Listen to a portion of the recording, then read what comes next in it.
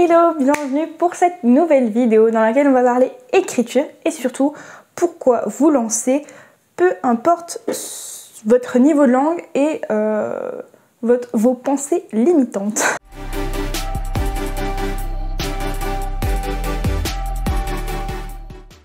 J'ai eu l'idée de cette vidéo tout simplement parce que pendant l'un de mes streams sur Twitch, j'ai eu dans le chat une personne qui disait qu'elle n'osait pas se lancer dans l'écriture parce qu'elle se trouvait médiocre.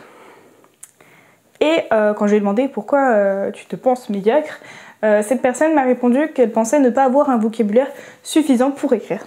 Voilà pourquoi j'ai décidé de faire cette vidéo où je vais vous inciter à écrire en fait peu importe votre niveau de langue, etc.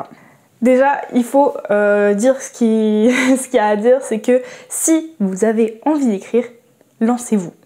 Peu importe ce que vous pensez de vous-même, de votre niveau de langue, de votre possible écriture, vous ne saurez pas ce que ça donne tant que vous n'aurez pas essayé. Et qui plus est, l'écriture, ça s'apprend, ça s'améliore, ça se peaufine, ça se travaille. Et donc du coup, il y a vraiment zéro raison de ne pas se lancer. Mais du coup, dans cette vidéo, je vais un peu vous donner des petits tips pour pallier éventuellement à ces potentiels défauts que vous pensez avoir et qui vous empêcheraient d'écrire. Du coup, pour reprendre l'exemple de cette personne dans le chat qui me disait avoir un vocabulaire pas assez développé, il y a plusieurs manières de le travailler. Premièrement, vous allez aller à la chasse de toutes les répétitions. Que ce soit pendant l'écriture, par exemple à la fin d'un chapitre, ou pendant l'écriture, parce que des fois on se rend compte de certaines répétitions pendant l'écriture, sinon ce sera dans la réécriture, mais dans tous les cas ce sera bénéfique sur les prochains romans. Vous allez aller à la chasse à ces fameuses répétitions, et en fait, pour tout simplement, vous allez être obligé, pour éviter ces répétitions, d'aller chercher des synonymes. Et à force d'aller chercher des synonymes, vous allez avoir l'habitude d'utiliser plusieurs mots différents pour dire la même chose. Vous allez gagner en vocabulaire tout simplement en allant chercher sur le site de synonymes d'autres mots. Et il faut dire, je tiens à le préciser, que je pense que tout le monde, tout auteur, toute autrice passe par cette phase-là de vocabulaire pas développé, tout simplement parce que je pense qu'à l'oral, on utilise un vocabulaire beaucoup plus restreint que ce qu'on va utiliser à l'écrit, notamment dans des romans qui du coup durent sur plus de mots, plus de pages, et donc ont besoin de plus de vocabulaire différent. Donc on passe tous par là. Moi j'ai un exemple, je pense que c'est le plus probant. En tout cas je trouve que dans les romances, on va, surtout moi en tout cas, enfin personnellement, on va beaucoup utiliser le mot regard, ou on va beaucoup utiliser tout ce qui passe par le regard. Et je sais qu'au début je devais avoir juste regard, yeux pour décrire, mais à force de chercher des solutions pour éviter les répétitions, j'ai acquis beaucoup plus de mots. Aujourd'hui j'ai regard, œillade, coup d'œil, yeux, prunelle, iris, je sais qu'il y en a qui utilisent bille et je l'utilise de temps en temps. Prunelle, enfin voilà. Du coup, j'ai beaucoup plus de mots que ceux que j'avais au début. Tout simplement, au bout d'un moment, à force d'en chercher, on commence à les utiliser au final assez automatiquement à force. Parce qu'on finit par les connaître, à les avoir dans notre petite réserve de synonymes personnels. Et donc du coup, voilà, c'est ça en fait, c'est grâce à cette traque des synonymes, surtout dans les premiers romans, dans les débuts, etc. Ça va vous permettre d'acquérir cette petite réserve personnelle de synonymes qui deviendra finalement automatique. Alors même si on n'est pas à l'abri d'avoir des répétitions, vous aurez, sans forcément aller sur le site de synonymes, beaucoup plus de mots à utiliser pour remplacer. Mais ça se construit, le vocabulaire, ça se développe, c'est pas quelque chose de gravé dans le marbre au final. Autre chose sur lequel vous pouvez faire attention, ça va être les verbes de parole. Ne pas utiliser tout le temps dire pour intégrer un dialogue. Déjà parce que ça ne dit pas grand chose. Vous allez gagner en précision autant qu'en vocabulaire en variant vos verbes de parole. Parce que entre dire et demander, il y a une grosse différence, une précision quand même énorme avec demander. Dire ou grogner. Voilà, ça va vous permettre vraiment d'apporter en plus de ça des éléments de compréhension supplémentaires pour le lecteur. Et les autres choses, ça va être aussi les adjectifs. Voilà, pensez à les varier, ne pas tout le temps dire il est gentil, il est gentil, il est gentil. Il y a tellement de richesse de langue que voilà.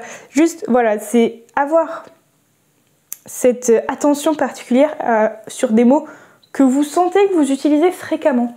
Ou alors des mots que justement peut-être à l'oral on utiliserait automatiquement et se dire et si je pouvais peut-être le remplacer par autre chose, par un autre mot qui changerait de ce qu'on utilise constamment. Donc voilà. Et puis les autres choses aussi sur lesquelles vous pouvez faire attention, c'est les adverbes qui peuvent facilement être tout le temps les mêmes, ou les conjonctions de coordination. On ne peut utiliser tout le temps mais, utiliser seulement, pourtant. Des choses comme ça. J'en cherchais d'autres mais j'en ai pas trouvé. Du moins pas là, comme ça sur le vif. Mais voilà. Et dernier point, je trouve, qui pourra vous aider, moi personnellement je trouve, c'est de bien veiller à continuer vos lectures en parallèle, parce qu'en général, on va pas se le cacher, on est des gros lecteurs, en plus d'être des auteurs ou des autrices. Et donc, la lecture, moi je trouve que c'est une bonne mine d'informations, de formulation, de vocabulaire, parce que on va, moi personnellement je sais qu'à certains moments dans mes lectures il y a certaines formulations de phrases, certaines manières de décrire qui vont m'interpeller et je me dis ah j'aime bien, et éventuellement ça peut être voilà, une petite habitude à apprendre. On ne parle pas de plagier le style d'un auteur, hein. Je tiens à le préciser, mais voilà, il peut y avoir certains bouts de phrases, certaines manières de décrire avec certains adjectifs qui peut vous interpeller, vous dire ah c'est pas mal ça, éventuellement vous pouvez les prendre en note en fait, tout simplement. Et après, voilà, avec votre patte à vous, vous allez les réutiliser et ça vous permettra aussi d'agrandir votre vocabulaire. Et dans tous les cas, moi personnellement, je suis plutôt convaincue du fait que la lecture nous permet d'engranger quand même, d'assimiler de nouveaux mots, de nouvelles formulations de phrases, plutôt passivement. Donc, je pense qu'on ne s'en rend pas compte, mais voilà, il va y avoir certaines choses qu'on va quand même assimiler indirectement et qui vont nous rester en mémoire sans vraiment qu'on s'en rende compte. Donc vraiment, continuez vos lectures. Deuxième point qui peut souvent, du moins il me semble, rebuter certaines personnes à se lancer dans l'écriture, c'est tout ce qui est faute d'orthographe. Dyslexie ou juste mauvaise orthographe. Ne vous bloquez pas pour ça. Pourquoi ? Parce que ça n'influera jamais directement sur la qualité, sur la qualité de votre roman, que ce soit votre histoire, votre intrigue, votre scénario, votre style. Ça n'influera pas directement. Alors peut-être qu'il y aura des maladresses dans la grammaire, dans la formulation de phrases, mais eh ben, vous savez quoi, ça se corrige. Il y a déjà, le premier jet, écrivez-le sans vous poser de questions. Mettez de côté l'orthographe. Alors c'est sûr que si vous, par exemple, vous voulez partager sur Wattpad. Personnellement, moi je le fais un petit peu, même si voilà, j'ai pas forcément de lecteur derrière, mais je le fais un peu, des fois, notamment pour des romans que je n'ai pas encore terminés. Alors soit vous faites une très très bonne relecture et éventuellement vous avez par exemple un ou une amie qui peut vous relire et qui est plutôt bon en orthographe et qui pourra pallier à votre défaut, on va dire. Soit vraiment vous attendez la fin, vous attendez d'avoir éventuellement eu une bêta lecture pour avoir un résultat avec le moins de fautes d'orthographe possible. Moi je sais que même si je vous dis là de vous lancer, même si vous faites des fautes d'orthographe, je sais que je n'aime pas lire par contre quelque chose sur Wattpad avec énormément de fautes d'orthographe. Je trouve ça très désagréable à la lecture. Mais ça ne veut pas dire que le roman est mauvais. Donc pour en revenir au sujet, voilà, lancez-vous, écrivez d'une traite, je dirais. Il ne faut pas que vous vous posiez de questions. À partir du moment où on se pose des questions, on n'avance plus de toute façon. Donc lancez-vous, les fautes d'orthographe, ce sera à la fin, notamment du coup grâce aux bêta lectures. Surtout pour les formulations de phrases, ça pourra vous aider. Et puis, dans tous les cas, si vous voulez vous auto-éditer, vous allez normalement forcément passer par de la correction professionnelle. Et là, ça va magie, il n'y aura plus rien. Vous n'aurez pas besoin de vous casser la tête avec ça. Et puis, si vous voulez envoyer en maison d'édition, tout simplement, soit vous avez par exemple un ou une amie, comme je disais tout à l'heure, qui est plutôt bon en orthographe et qui accepte sur son temps libre de vous le relire pour éviter le maximum de fautes et que votre roman ait plus de chance en maison d'édition. Soit pareil, vous faites appel quand même, mais je sais que c'est un coût, à un correcteur professionnel ou une correctrice professionnelle pour donner le maximum de chance à votre roman. Mais on ne remet en aucun cas, du moins surtout en correction, la qualité du roman. Ça va vraiment se jouer juste sur... ça va être embellir la forme, entre guillemets. Ça va vraiment être pour... ça va être du détail au final. Parce que le fond, ça reste votre idée, votre roman et comment vous l'avez écrit. Et donc du coup, c'est pour ça que vous n'avez pas à vous soucier de « je suis dyslexique, je suis très mauvais ou mauvaise en orthographe ». Il n'y a pas de ça dans l'écriture. Vous pouvez très bien faire quelque chose de super malgré ça. Ensuite, pour un peu vous dire que l'écriture, ça s'apprend et ça s'améliore, on passe vraiment tous par des phases où on sait qu'on a des défauts à pallier. Je vais donner mon exemple personnel. J'ai plus ou moins toujours su dès le début que j'avais des gros problèmes de description, notamment des descriptions des environnements. Au niveau émotion, ça va, mais les descriptions les descriptions de l'environnement des personnages a toujours été un peu compliqué pour moi. Je risquerais pas d'être Victor Hugo ou Émile Zola. J'ai toujours eu beaucoup de mal avec ça, mais voilà, à partir du moment où vous savez que vous avez une faiblesse sur un point précis, donc que ce soit le vocabulaire, les fautes d'orthographe, la description, que ce soit de l'environnement ou des émotions, voilà.